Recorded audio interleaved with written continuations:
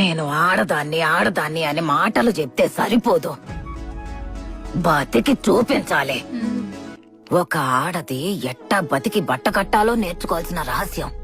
రోజు సంపాదించిన దుడ్డు ఖర్చులకు పోను 5-10 అని రొంచెమైన జమ చేసి పెట్టినావంటే ఒక రోజు ఊహించని విధంగా ఏదో ఒకటి జరిగి ఉత్తి చేతులతో నిల్చోవలసి వచ్చినప్పుడు అన్ని రోజులు కష్టపడి ఒక్కో పైసా కూడబెట్టుకున్నదంతా ఎవ్వరి సహాయం కోసం ఎదురు చూడకుండా మనకు ఉపయోగపడతాది.